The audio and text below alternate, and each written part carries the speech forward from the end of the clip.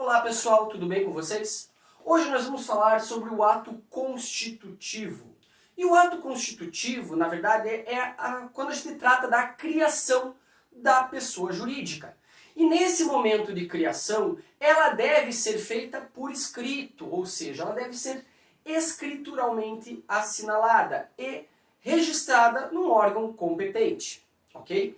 As sociedades simples, as associações e as fundações, elas são registradas em um cartório de registro civil.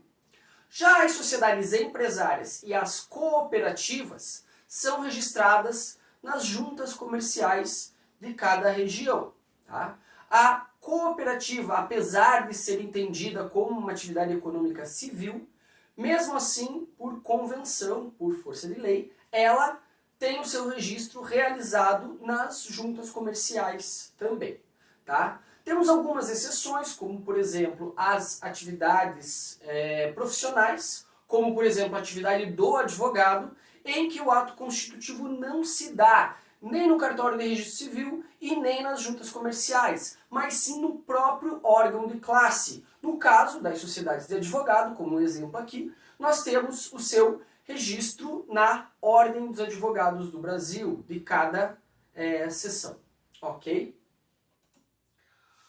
E esse ato constitutivo ele pode ser colocado, né, dentro desse esquema que a gente traz do professor Gladstone Lamed. Esse esqueminha aqui ele demonstra o ato constitutivo, e o ato constitutivo pode ser realizado por um contrato social ou por um estatuto social, certo? Então, os estatutos eles são típicos de fundações, associações ou de alguns tipos de sociedades, tá? Como por exemplo as sociedades por ações, que são as anônimas, ou sociedades em comandita por ações, ou ainda as sociedades cooperativas, que se instituem por estatuto. Tá?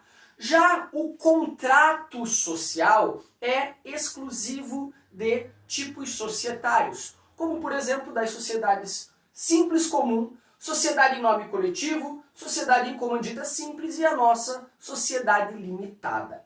Ok? O registro da empresa. Tá? Segundo o artigo 967, é obrigatório que esse registro seja realizado antes do início das atividades. E esse registro deve ser realizado em algum registro público de empresas mercantis, da onde a atividade empresária será desenvolvida na sua sede. Tá? E ele vai ser estruturado de acordo com a Lei 8934 de 1994. Essa lei é a que institui o SINREM, que é o Sistema Nacional de Registro de Empresas Mercantis. Tá? Bom, esse sistema ele acaba incorporando alguns atos de registro da empresa, certo? E esses atos eles são divididos entre matrícula, que é a inscrição dos auxiliares de comércio, ou seja, aquelas profissões que são realizadas para auxiliar a atividade do comércio, mas que não são atividades de comércio propriamente dita. E aqui nós temos alguns exemplos, como tradutores públicos juramentados, intérpretes comerciais, leiloeiros, entre outras profissões. E todas essas aqui precisam ter uma matrícula dentro, né, do sistema. Normalmente é feito na própria junta comercial. Tá? Depois nós temos o arquivamento. O arquivamento é um registro das atividades do empresário. Tá? Então, uma pessoa física pode requerer o arquivamento, uma inscrição, por exemplo, na junta como sendo um empresário individual. A pessoa jurídica também pode fazer constituição, dissolução ou qualquer alteração contratual. Mas, fazendo qualquer um desses documentos, eles são obrigatoriamente arquivados na junta comercial. Então, qualquer alteração, por exemplo, no contrato social, eu preciso levar esse documento para a junta comercial e esse documento precisa ficar arquivado lá. Qual o motivo disso? Segurança jurídica do mercado como um todo. Eu preciso saber de qualquer alteração que tenha ocorrido naquela empresa. Ela só vai surtir efeitos perante terceiros depois que ela for efetivamente arquivada perante, né, o sistema.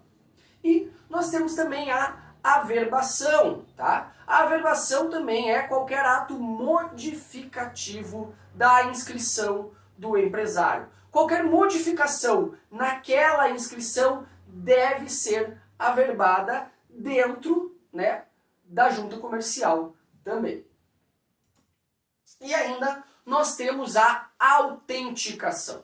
E muito cuidado aqui, tá? Porque quando a gente fala em autenticação, imediatamente vem à nossa cabeça aquela questão de você confirmar a validade de um documento qualquer, como se faz em qualquer cartório, né? Uma cópia e você acaba autenticando, o cartorário acaba autenticando. Na junta comercial isso é um pouquinho diferente. Também funciona dessa forma, também pode funcionar dessa forma. Entretanto, aquele documento que vai ser autenticado, ele já é de alguma coisa que já está registrada dentro da própria junta comercial. Então você precisa de uma cópia autenticada do seu, da sua inscrição de empresário. Então você vai lá, pede essa cópia, então eles vão imprimir uma cópia que eles já têm lá, ou hoje em dia enviar por canais eletrônicos com um documento ou um número de autenticação de que aquele documento está ok. Tá? Entretanto, nós temos uma outra forma de autenticação, que é a escrituração dos livros comerciais. Então isso é uma atividade normalmente feita pelos contadores, tá? Quando eles pegam todos os livros contábeis da empresa e acabam enviando para a junta comercial para manter um registro autenticado na junta comercial. Tá? Então esses livros comerciais eles ficam escriturados e são autenticados pela junta comercial. Ok, gente? Então, por hoje ficamos por aqui. Um grande abraço a todos e até a nossa próxima aula.